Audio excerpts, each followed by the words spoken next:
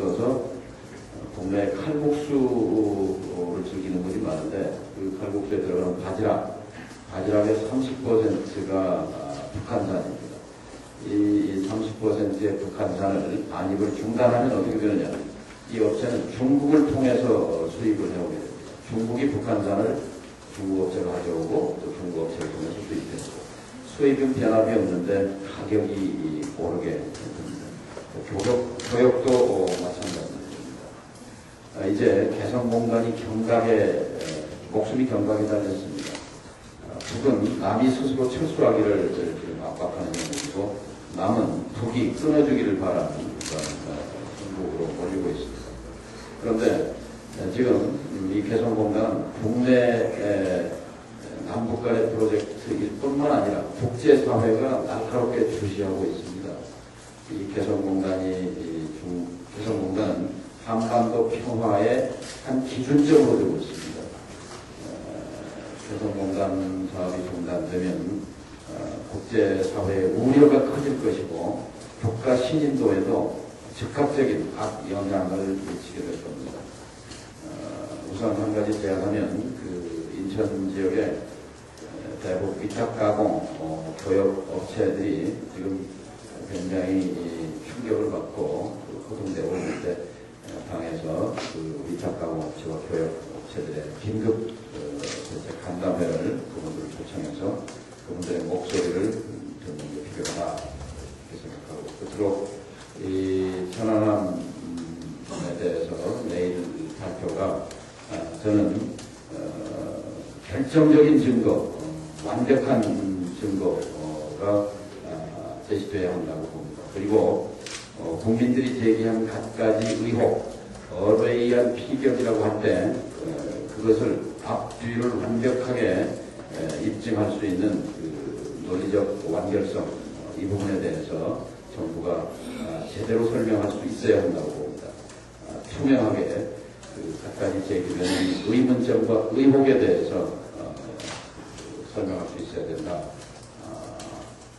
이렇게 말씀드립니다. 그리고 천안함 사건은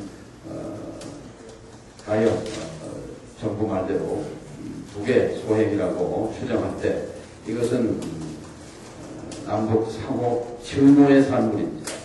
지난 3년 동안 우리 정부가 행해온 대북 증오 정책, 거기에 맞서 대남 증오, 대남 오복 심리, 이것이 빚어낸 증오의 산물이다. 결국 증오를 두고 또 다른 증오의 악순환, 이 고리를 끊는 그런 이성적 접근이 필요하다.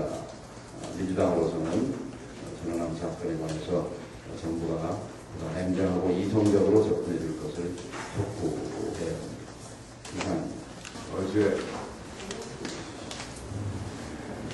5.18 30주년 우리가 광주에서 있었습니다. 물론 여기 그 정세균 대표를 비롯해서 정치도가 있는데 우리서 느낀 것은 과연 이명박 정부가 민주주의를 할 의지가 있느냐를 깨닫게 되는, 의심하게 되는 그런 그 광경이었습니다. 다시 말해서 거기에 있는 그 5.18 유족들의 와 정부 행사가 양쪽으로 나눠져서 비가 오는데 행사가 치러졌습니다. 이건 도저히 있을 수가 없습니다. 5.18 30주년 우리가 생각할 때 민주주의에 대한 그 의지가 광주 시민으로부터 당시에 솟아오르던 이런 것을 기념하고 또 추모하고 또 민주주의에 대한 새로운 삶을 영향하려고 하는 그 광주 시민의 의지를 정부가 인정하고 있다.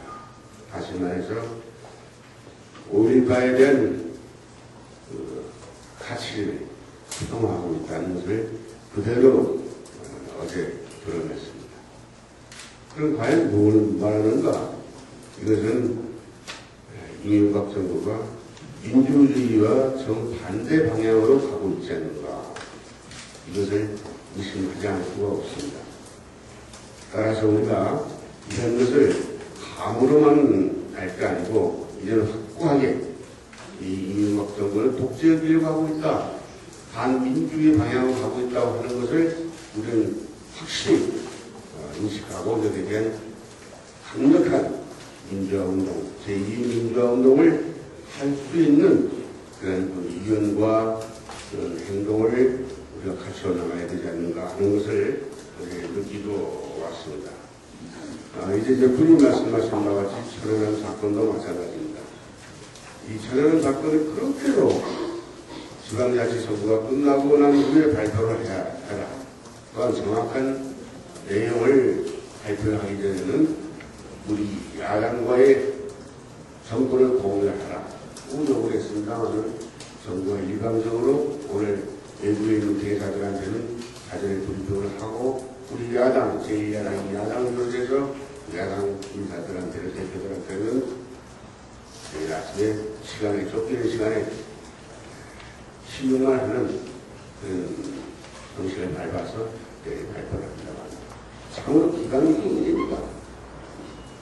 이 천연함 사건에 대해서는 이명박 정부가 안보의 문호, 그동안에 여러 가지 큰소리 쳤던 과거 정권에 대해서 비판했던 것을 오히려 자기들 반성을 하고 여기에 대해서 자기들의 그 입장을 분명히 해야 될 그런 사건입니다.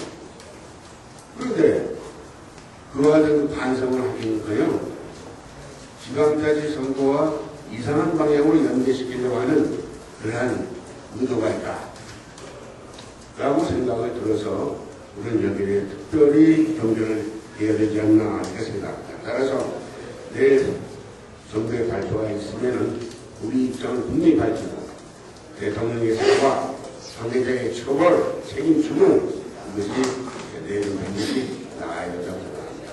내일 그들의 발표만 그대로 국민들한테 알려지는 것은 대단히 우리가 지방자치 선거를 앞으로 앞두고 우리 전략적으로도 그렇고 또 국민을 위해서도 바람직한 일이 아니다 이렇게 생각합니다. 그런 과정 속에서 지금 우리가 인천시장 선거를 또 앞두고 있습니다. 송영길 후보에 대해서는 제가 말씀드리지 않아도 잘 안다면 이 안상수 후보 대단히 부적격한 사람이 두 번이나 시작을 했어요. 여기 그 통계를 보게 되면은 교체를 해야 된다고 하는 그 여론조사가 한 58%, 또 잘했다고 하는 사람은 불과 18%에 불과해요. 이런 시장을 다시 시장을 뽑는다고 하는 것은 그건 인천시민이 아니라 모독이요. 이것은 하나의 그 시대의 흐름에 정반대되는 하나의 힘입니다. 따라서 이번에 인천시장만큼은 반드시 또 인천시장을 비롯해서 경기도지사 또 수도권에서는 반드시 우리 민주당 후보, 야권 단일 후보가 승리를 해야 된다는 이유가 바로 여기 있습니다. 깨끗하고 능력이 있는 송영길 후보가 부패하고 능력이 없는 안상수 시장을 바꾸는 그런 계기가 되기를 바람하지 않습니다. 어쨌든 간에 우리는 이번 기회에 우리 민주당을 비롯해서 야권이 단일화 돼서 독재를 가고 있고 부패하고 무능한 이명박 정부에 대한 중간 심판을 바로 내려서 국민에게 다른 심판을 내릴 수 있는 계기가 되기를 우리가 바라면서 모든 전력을 다하자고 말씀드리고 싶습니다. 이상입니다. 인천 송영길 후보, 박우석 후보를 비롯한 야권 단일 후보들은 일꾼입니다. 인천 시민 여러분께서 이들 야권 단일 후보를 선택하시면 여러분들이 자부심을 갖게 되는 일꾼을 선택하는 것입니다.